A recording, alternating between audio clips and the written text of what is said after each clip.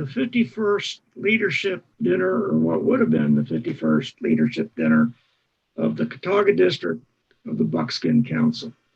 Unfortunately, due to these unprecedented times, we've had to rearrange a lot of things to keep scouting moving forward in our community.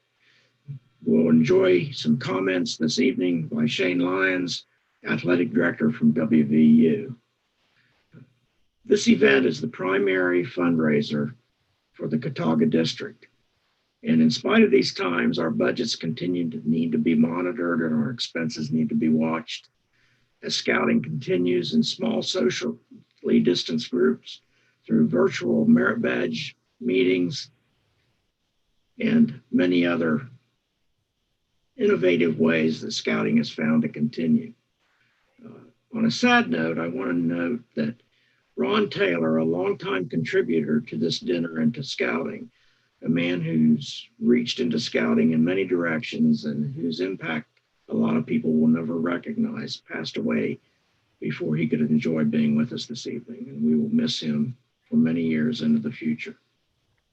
Scouting is an organization that works to instill the values of duty to God, duty to country, duty to others, and duty to yourself through its young boys and girls, young men and young women that make up its membership.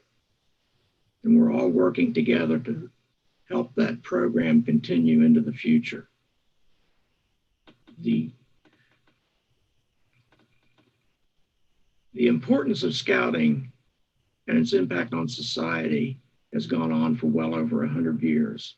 And it's efforts like this that will work to continue that venture for kids from all sorts of communities across our Mid-Ohio Valley area.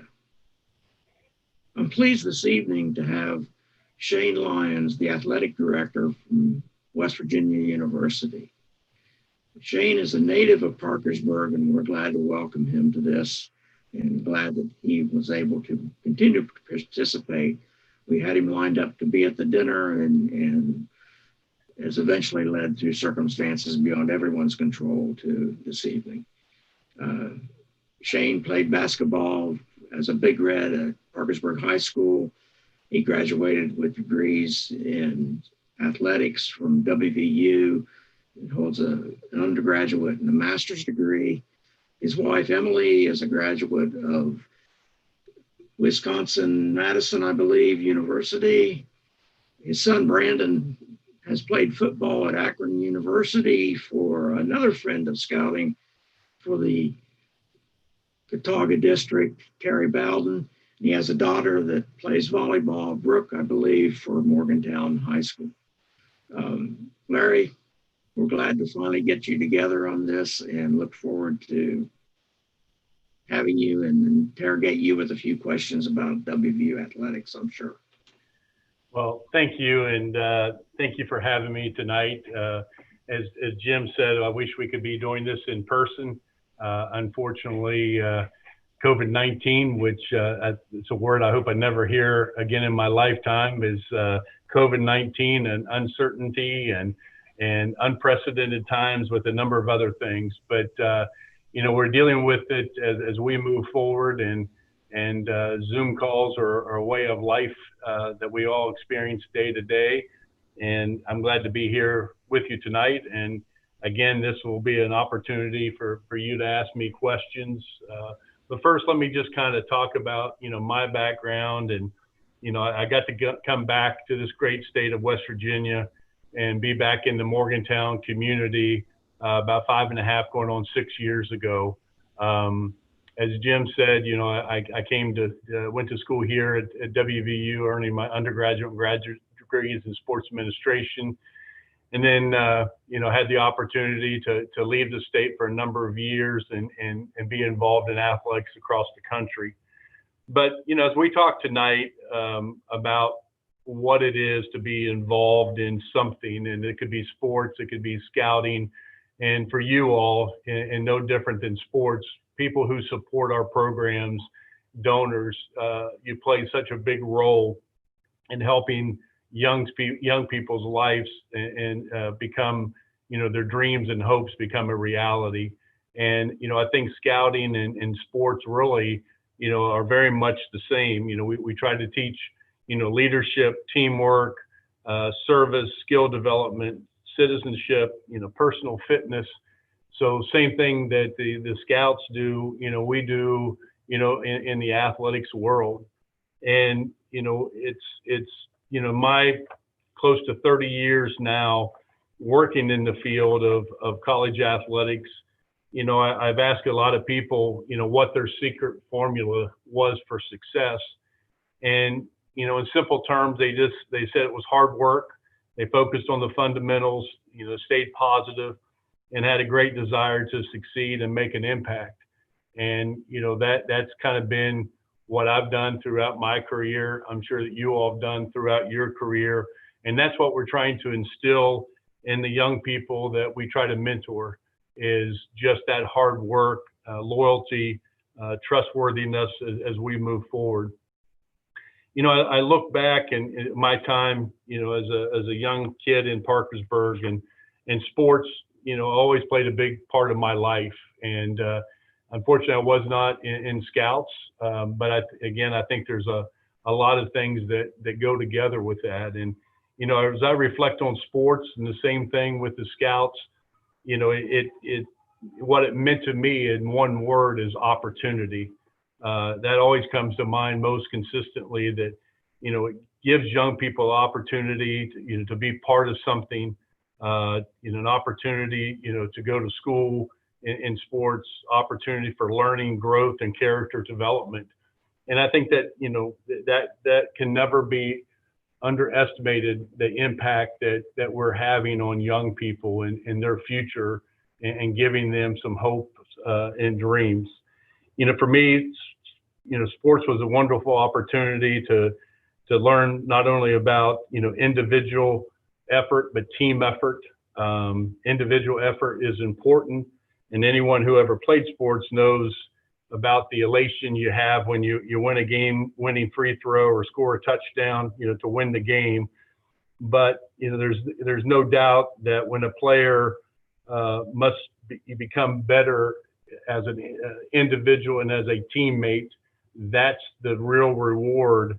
And that reward of learning how to work as an individual, work as a team member, one that you can carry into becoming a better adult, a better spouse, a better parent. But the deepest satisfaction of sports is seeing a team become greater than the sum of individual parts.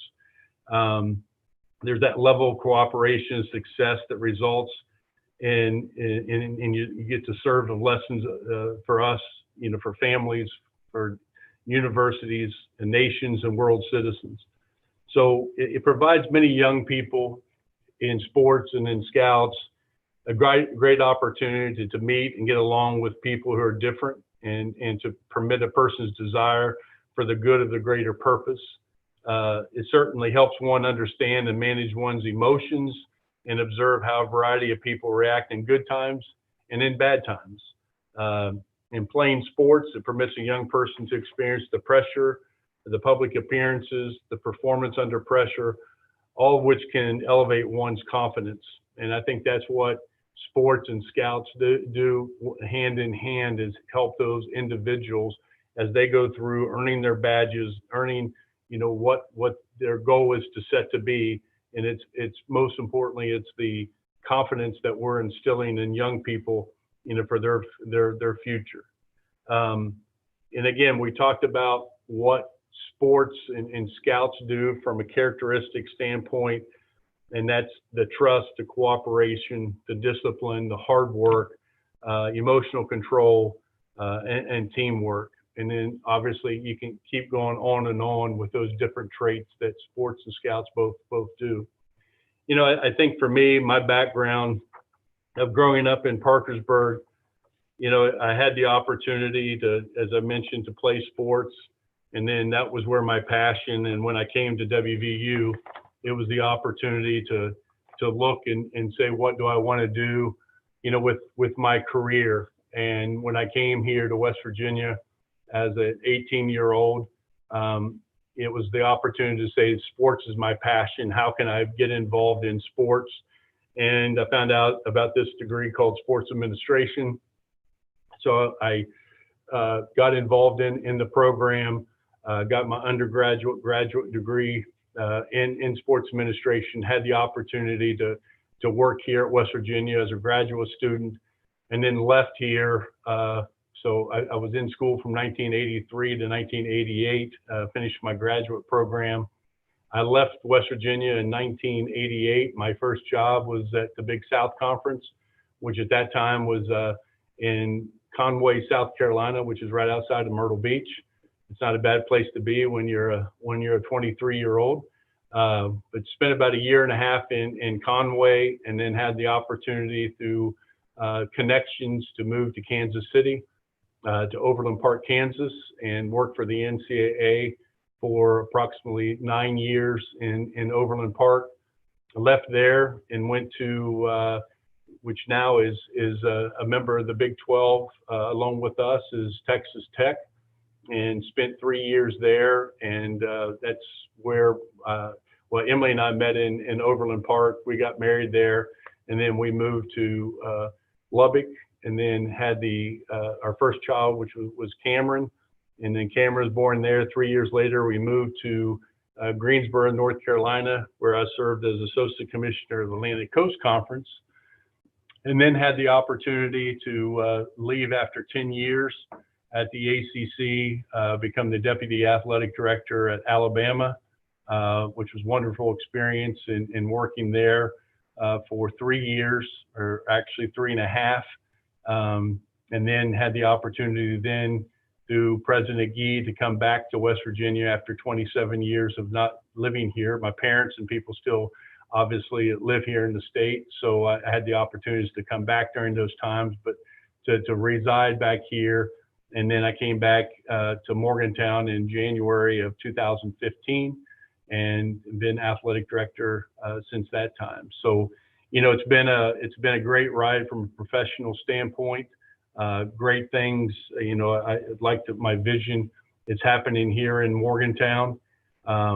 And it's a matter of just continuing to grow this program, something that our fan base, our state, can be very proud of across the board, from the performance of our student athletes on the courts and fields, and also off the courts and field. You know, I think one of the things as I go through as a leader of this department, and I talk about a lot, is, you know, what I talk about building the team. And I'm going to share this with you. We'll share the screen here. I hope this works here. See if this pops up. There we go. I hope everybody can see that. But what I'm going to share is something I share with our coaches. And this is a book, and the authors are John Gordon and Mike Smith. Mike Smith was the former head coach of Atlanta Falcons. John Gordon is a motivational speaker. But I had read this book a couple years ago, and it talks about you win in the locker room first. And it caught my attention. But as we go through, the things I talk to my team about is across the board is the 7 C's, and that's culture, contagious, communication, connection, commitment, consistency, and care. And I'll go through these one by one. And I think the most important thing is building your culture. You know, culture drives the expectations and beliefs. Expectations and beliefs drive behavior. Behavior drives habits, and habits create the future. And it all starts with culture. And culture is everyone that touches the team, and everyone is important and help each other serve each other, build together. And I think this is the biggest thing that I've tried to do here as a leader of this department for West Virginia University, is build the culture within this athletic department that we roughly have 225, 230 staff, full-time staff members. And everybody has a job, and it's no different than, you know, Coach Brown and his football team, or Coach Huggins and his basketball team. is that every player serves a role in this department to make us better each and every day. And understanding that each person that plays that role, and if they do it to the best of the ability, that we as a department can get better each and every day and help build champions here in Morgantown. And that goes anywhere from somebody that's the lowest on the totem pole to myself, as director of athletics, is what's your role, do your role the best to your ability, and then good things can happen. As I tell our staff, it's, for example, using Coach Brown coaching football, he has to have the field prepared before he goes out to practice. So somebody else is doing that. He has to have the equipment needed and making sure that's all together. Somebody else is doing that. He has to make sure the lights are turned on. Somebody is doing that. So everybody plays a role in the success that we have as a department. And so it goes more than those individuals and those coaches serving that team. It goes to the entire department as a whole. Next is contagious. And contagious, really is just leadership as a transfer of purpose, passion, optimism, and belief. And people like being around people that are contagious. And if people understand what our purpose is, what's our passion, what's the optimism and belief, then I think we can make headway each and every day.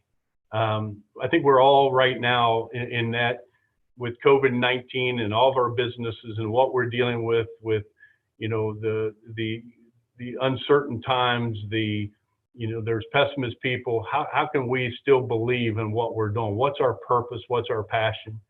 And, a lot of people will ask me, and maybe I'll just answer it right now, is, are we going to play sports come the fall? My belief is yes, we still have that opportunity. There are obstacles in our way from a testing standpoint to the virus itself, but how do we manage that and how do we keep moving forward? Because I have, roughly 100 football players on campus right now that keep telling me that their passion is to play football this fall. It's easy for me, probably as director of athletics, to say, you know what, we're going to pull the plug, we're not going to play. But to look at those 100 young men playing football, our volleyball players, our women's soccer players, our cross-country athletes all this fall, that's hard for me to say that I'm not doing everything, in mind to help you participate in the sports that you love, obviously in a very safe way, in ways that we can manage the risk of the virus itself. Next is communication. When there's not a void in communication, negativity will fill it, and we fill the void with great communication. And I think this is what's very important, especially running a department of this size, is continue to communicate. And I think all of us, on this call tonight have seen those situations where there's a lot of rumors, there's a lot of things that will start circulating within your businesses, or in this case, within the department, that are not completely true. And I don't think that you can ever over communicate. And I think it's a matter of continued communication, good news and bad news. People want to know the truth and build trust among those individuals. And then you'll, if you don't do that, don't communicate, stories will be filled with negativity, and people will have their own version of what's really happening. Again, going back in this right now, we have a lot of situations here in not only the university, but within the department that, we've had to furlough some people for 60 days. That 60 days will end here. But when we were going through all this and not knowing whether we're going to play sports or not, and our financial situation as a department, what that looks like, it's not a lot of good news that I have to report on a weekly basis, but we continue to have those meetings and communicate to say, here's where we're at, so people know exactly where we stand as a department and where we stand as a university. So I think this is probably the most important of the C's, is the continued communication. The connection is team beats talent when talent isn't a team. And again, it's just connecting with everybody within this department, connecting the team members, and so that team members are playing for each other. They're playing, for something bigger than themselves. Either playing for West Virginia, they're playing for that person that's beside them on the offense, defensive side of the ball, and you're building that connection where the team, just a lot like scouts, people want to be together, hang out together, and be something that's greater than themselves. And so that's something we talk about. It's the commitment. It's not about you. It's about committing yourself to the team. And again, this is something that we always talk about to our players, that you're committing to your team. You're not committing to yourself, and you're committing to. And this, in our case, we're playing really for something bigger than West Virginia University. Without having any pro teams in sports, pro sports here in the state, this is the state of West Virginia's team. And that's what's very important is to these young men and young ladies to know that you're playing something, you're doing something and playing your sport that is committing yourself to something for the greater cause for a lot of other people. And then consistency, we just, again, if you're not consistent, you'll lose the trust of your team. Has in you, when you lose your trust, you lose the team. And again, this goes across the board for all of us, of continuing to build trust, goes back to communication, which I was talking about, and making sure that what we do day in and day out is consistent, and how we react to situations, how the team expects something will happen, that you make it happen on that consistent basis. I always use the analogy of, when you go to McDonald's, you can go to McDonald's here in Morgantown, there in Parkersburg, in the Ohio Valley, mid-Ohio Valley area, anywhere, and there's going to be, you go to McDonald's is pretty consistent from store to store. The Big Mac that you get, the French fries you get, is consistent all the way through, and that's why they've had so much success. Same thing with Chick-fil-A and other big companies, is their consistency, and that's what we're trying to do here at West Virginia. And next and last but not least is talking about care, and it's the relationships of the foundation upon which winning teams are built. And all great relationships are based on value, respect, love, trust, and care.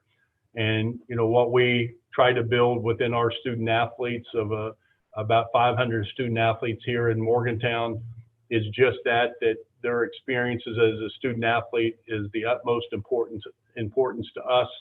There are 4 or 5 years here that they spend as a student athlete, making this a memorable experience. So they look back in 10 years and they think of their time as a student athlete at West Virginia University, what that meant to them, and how that will then carry into their future as well. So we continue to build those relationships, not only, internally, but externally. We do the same thing with our donors that, happens with you all, with the scouts, is making sure that we appreciate the donations, the things that you do for our programs to make them run on a yearly basis, and what it means to those young people that we're changing their lives. So that's kind of, where we are as a department, as a whole. And, again, we are in a time right now it's very fluid as we move forward. This all started in March, as we know, March 11th. I was in Kansas City with the men's basketball and women's basketball team for the tournament. And then, ultimately the tournaments were canceled. The NCAA tournament was canceled. We came back here to Morgantown, and then it was the next phase was sending our athletes home, and doing Zoom meetings, having virtual workouts with our student athletes. Had the opportunity for those student athletes to return in the middle of June.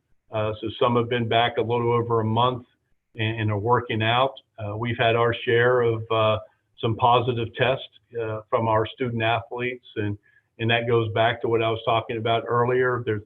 Sometimes there's a little bit of a silver lining in that we can go back to them. And now, since they've tested positive and others were put in isolation, some were put in quarantine, of the importance of what they need to do in order for us to play sports this fall and learn from that. And I'm hopeful that is what's happening as we speak. And so with that, I'm not sure if there's going to be questions out there, but I would love to address any questions you all have.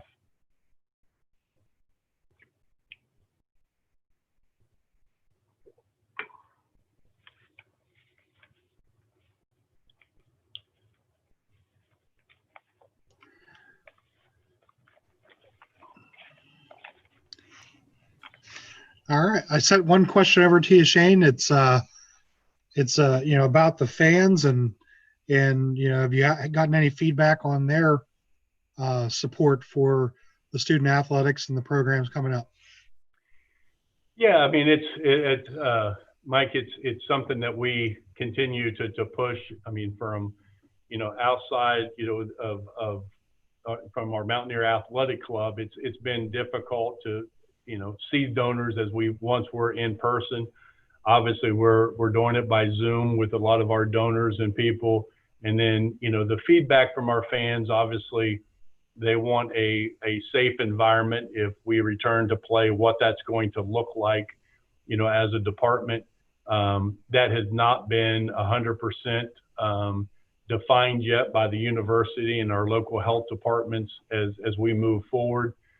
But we've received great support. I think some of the economic downturn that we had here a little bit, the economy is come back a little bit, but not as much as it was back in March. But the importance of what it means to this department to run, and people have asked me the question about the department as a whole, and if we don't play football.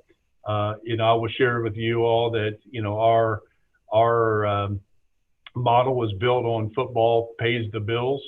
Probably about 80% of our $93 million budget actually comes from the sport of football, from ticket sales to TV revenue to sponsorships, to a number of things. So not playing, football, what does that mean?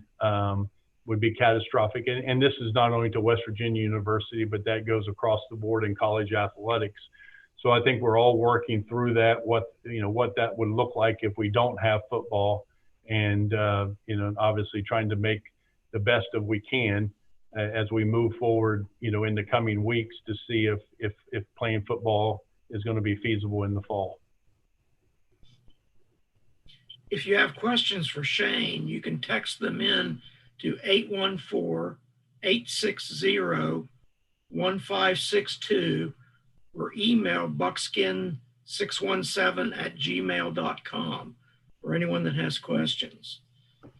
I see part of that other question here on the chat was there any thoughts of dropping or adding in any programs?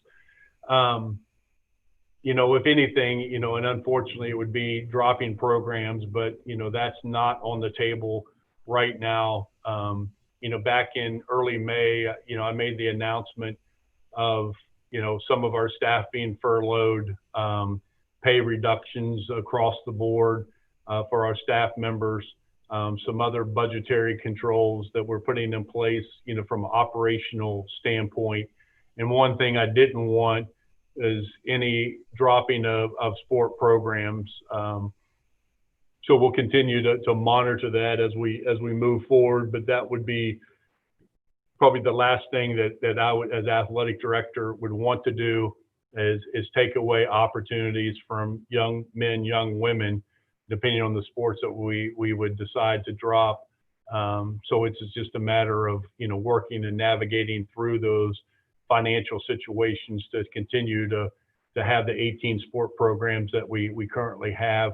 And right now there would not be any discussions of adding sports as we move through this, but we'll see how the next 6 to 12 months unfolds.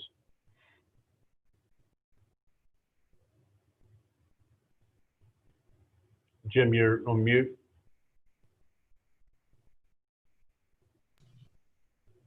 Yep.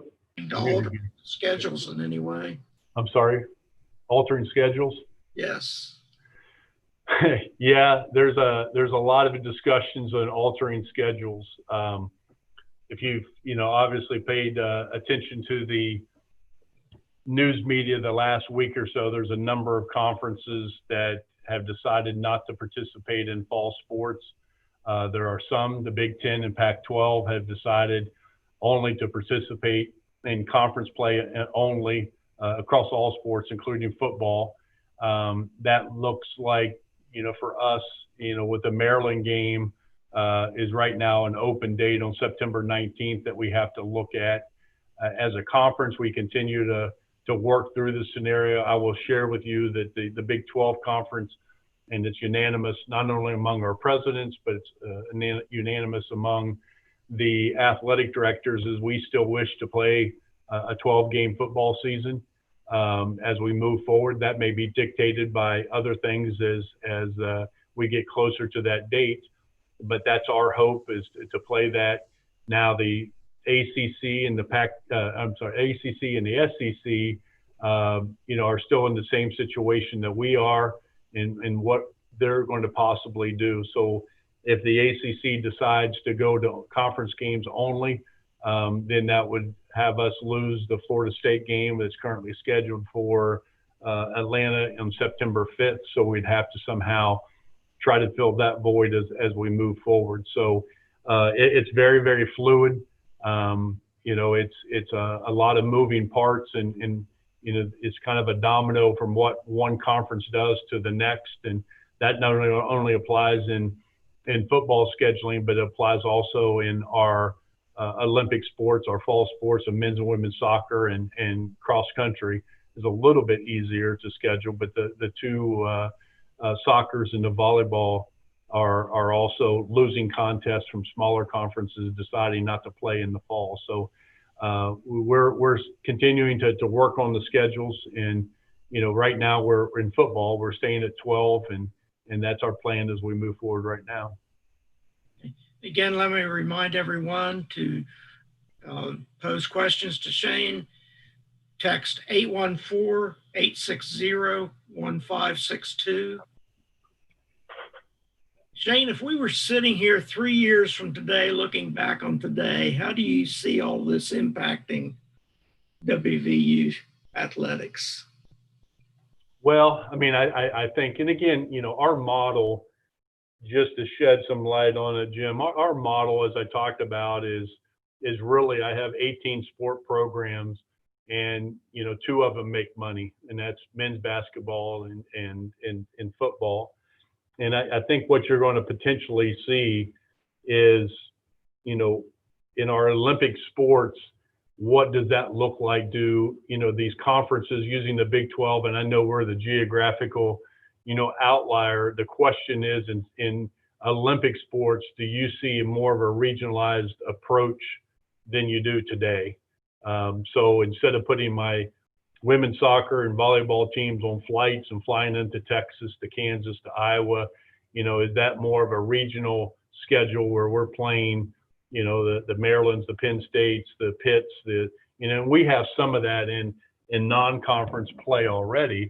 But what does that look like in those sports as we move forward?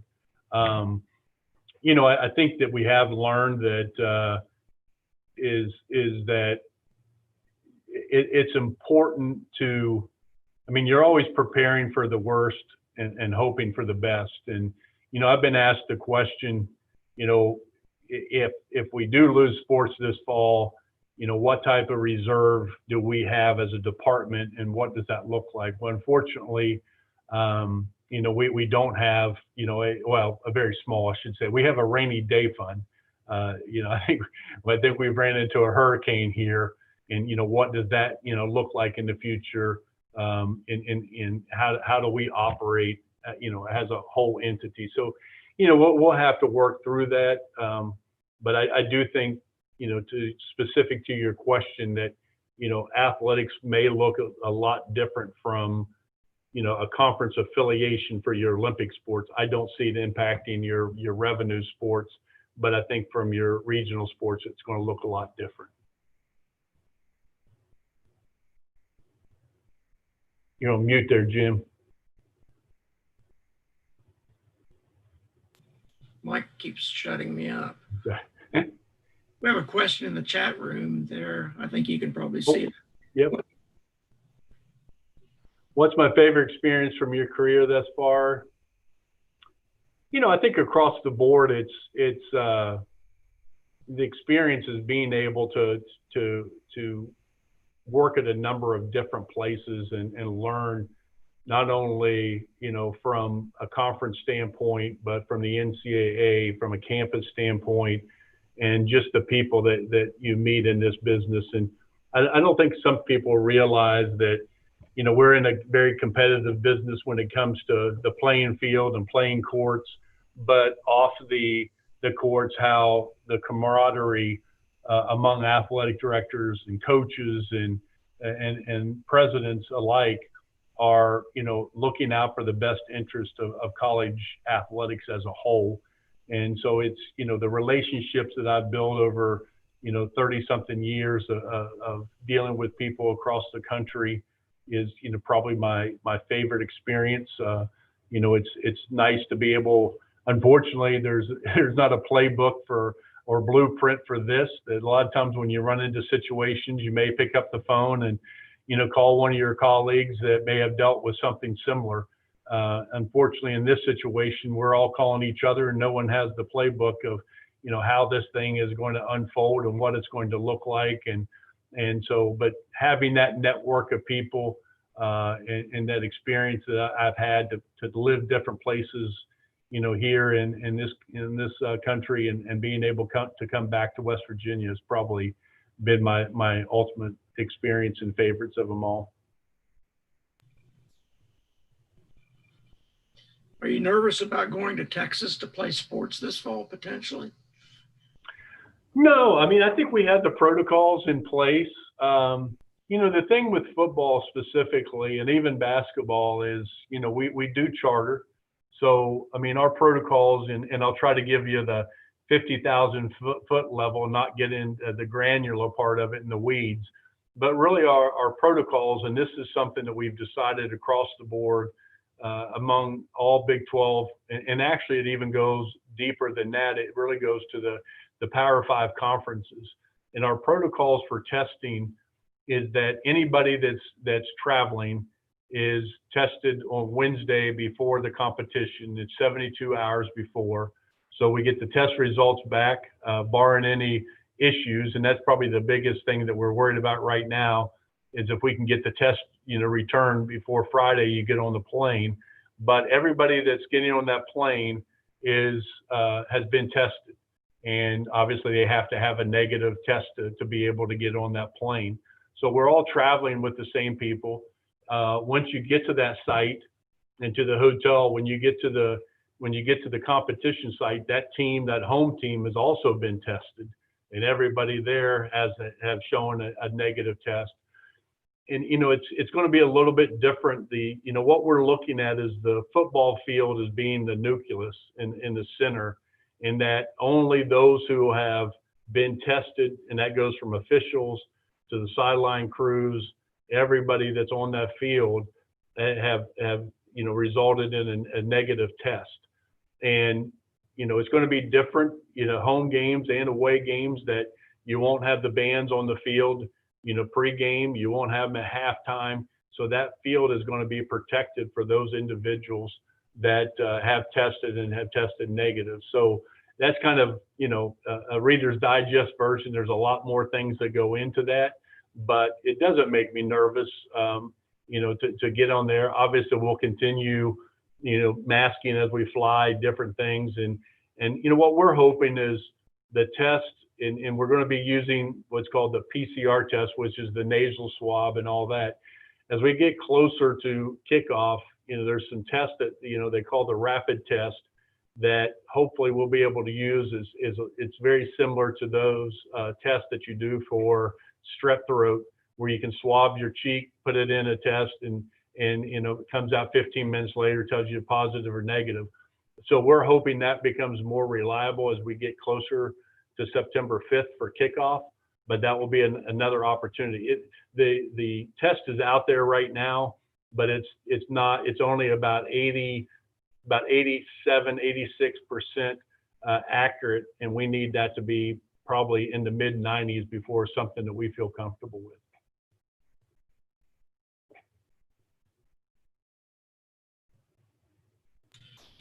It's amazing the depth of thought that goes into planning and moving. There's a lot of there's been a lot of Zoom calls. There's this job was not easy to begin with, but I think the last 5 years have seemed like 5 months have seemed like 5 years. There's a lot of different things in calls, and we've dealt with so many different hypotheticals as we move forward with this, not knowing.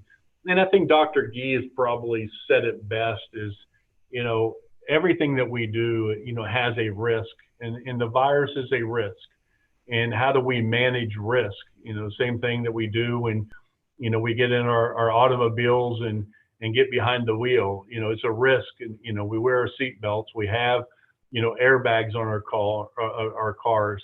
And I think this is kind of what we're building, for our athletes and those involved. And it goes more than athletes. It goes to coaches and the staff around these athletes is, how do we, in our own facilities stop the spread? So, there's daily, there's going to be weekly tests. Every time somebody enters the building, there's your temperature be taken. Any signs of symptomatic signs, you have to report that. So, we have those things in place to help, us, maneuver this and eliminate as much risk that we can from the virus and contracting it. But it's been challenging, and the challenges will continue here in the coming weeks and months as well.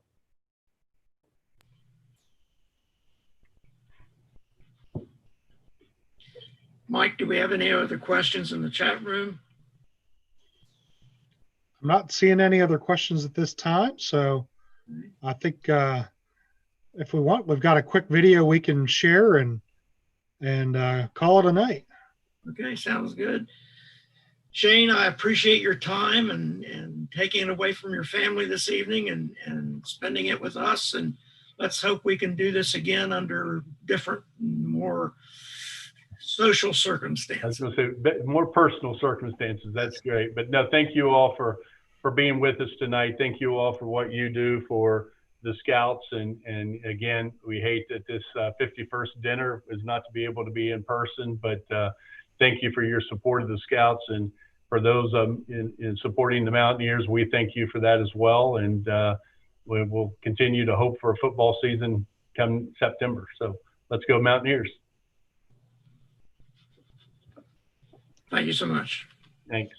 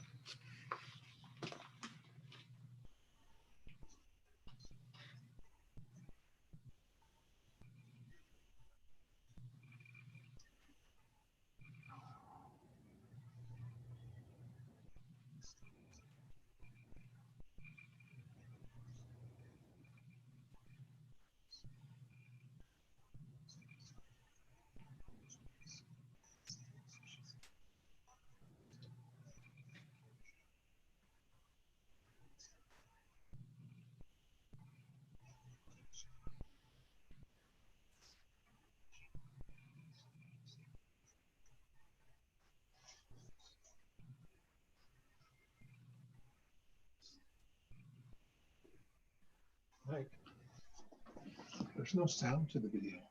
Really? All I can hear is Jim and you.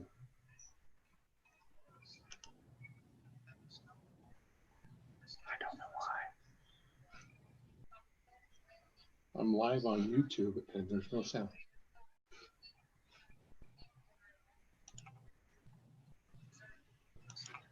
Did you tell it on Zoom to share? Mm-hmm.